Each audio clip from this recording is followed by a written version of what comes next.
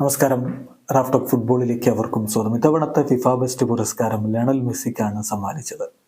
നമ്മൾ അതിൻ്റെ വാർത്ത കൃത്യമായിട്ട് വളരെ ഭംഗിയായിട്ട് ഇന്നലെ രാത്രി മുതൽ, രാത്രി എന്നല്ല പുലർച്ചെ ആ സമയത്ത് തന്നെ 2:30 മണിക്കും ഒക്കെ ആയിട്ട് തന്നെ നമ്മളതിൻ്റെ വീഡിയോ അപ്പോൾ റിപ്പോർട്ട് നൽകിയിട്ടുണ്ട്. ഇനി നമ്മുടെ ഒപ്പീനിയൻ പറയുകയാണ് ഈ വീഡിയോ ചെയ്യുന്നത്.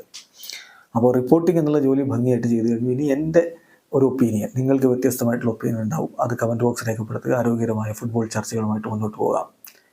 ആ ഒരു അനൗൺസ്മെൻറ്റ് നടത്തുന്ന ഘട്ടത്തിൽ the winner is Lionel Messi എന്ന് പറയുമ്പോൾ ഒരു അത്ഭുതമാണ് തോന്നിയത്, ഒട്ട് ആശ്ചര്യം. കാരണം ഇത് ഏർലിംഗ് ഹാലൻഡിന് കിട്ടുമെന്നാണ് ഞാൻ പ്രതീക്ഷിച്ചിരുന്നത്.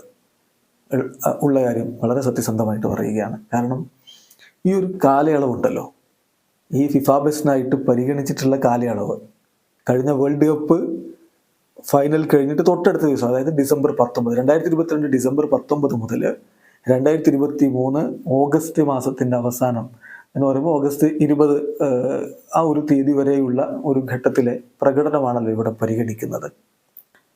അപ്പോൾ അത് നോക്കുമ്പോൾ ആ കാലയളവിൽ ഏറ്റവും അധികം മികച്ച പ്രകടനം നടത്തിയത് ഏർലിംഗ് ഹാലൻഡ് ആയിരുന്നു. ആ കാലയളവിൽ അദ്ദേഹം ചാമ്പ്യൻസ് ലീഗിൽ മുത്തമിട്ടു, പ്രീമിയർ ലീഗിൽ മുത്തമിട്ടു, സിറ്റിക്കൊപ്പം ട്രബിൾ നേടി. വെറുതെ മുത്തമിടുകയല്ല, ചാമ്പ്യൻസ് ലീഗിലെ ടോപ്പ് സ്കോറർ അദ്ദേഹമായിരുന്നു, പ്രീമിയർ ലീഗിലെ ടോപ്പ് സ്കോറർ അദ്ദേഹമായിരുന്നു. അതോടൊപ്പം തന്നെ അദ്ദേഹം യൂറോപ്യൻ ഗോൾഡൻ ബൂട്ട് നേടിയിട്ടുണ്ടായിരുന്നു. അങ്ങനെ എല്ലാ നേട്ടങ്ങളും സ്വന്തമാക്കി അങ്ങനെ നിൽക്കുന്ന ഒരു പയ്യൻ ഏർലിംഗ് ഹാലൻഡ്. അദ്ദേഹത്തിന് ഈ പുരസ്കാരം ലഭിക്കുമെന്ന് തന്നെയാണ് വിശ്വസിച്ചത്.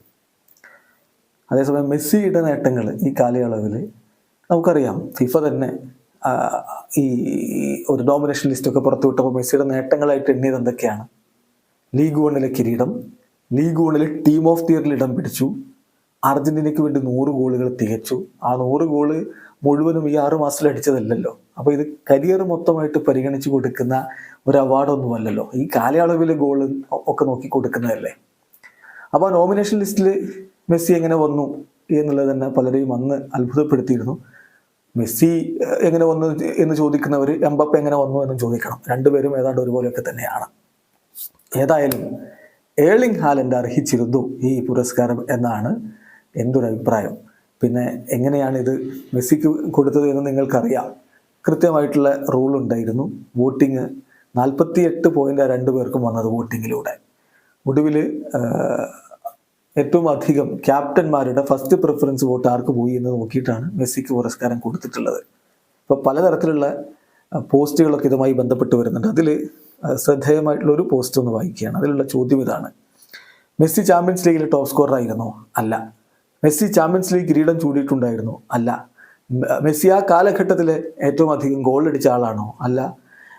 അതോടൊപ്പം മെസ്സി കൂടുതൽ കിരീടങ്ങൾ ആ കാലഘട്ടത്തിൽ നേടിയിട്ടുള്ള താരമാണോ? അല്ല. ഫ്രഞ്ച് ലീഗിലെ ടോപ്പ് സ്കോററാണോ? അല്ല. ഫ്രഞ്ച് ലീഗിലെ ബെസ്റ്റ് പ്ലെയർ അവാർഡ് അദ്ദേഹത്തിനാണോ? അല്ല. ഫ്രഞ്ച് ലീഗിൽ ഏറ്റവും അധികം ഗോൾ കോൺട്രിബ്യൂഷൻസ് നടത്തിയിട്ടുള്ള താരമാണോ? അല്ല. PSG വേണ്ടിയിട്ട് ടോപ്പ് സ്കോറർ ആയിരുന്നോ? അല്ല. ഇതൊന്നും അല്ലെങ്കിൽ മറുഭാഗത്ത് ഏതാണ്ട് ഇതൊക്കെ നേടിയിട്ടുള്ള ഒരാൾ, ഫ്രഞ്ച് ലീഗിലല്ല പ്രീമിയർ ലീഗിലും ചാമ്പ്യൻസ് ലീഗിലും ഒക്കെ ആയിട്ട് ഇതൊക്കെ നേടിയിട്ടുള്ള ഒരാൾ ഉണ്ടാകുമ്പോൾ ആ അവാർഡ് അദ്ദേഹമല്ലേ അർഹിച്ചിരുന്നത്? വീഡിയോ അവസാനിക്കുന്നു. ഫുട്ബോൾ ലോകത്തെ കൂടുതൽ വിശേഷങ്ങളുമായി റാഫ്റ്റോക്സ് കൊണ്ടുവരാം.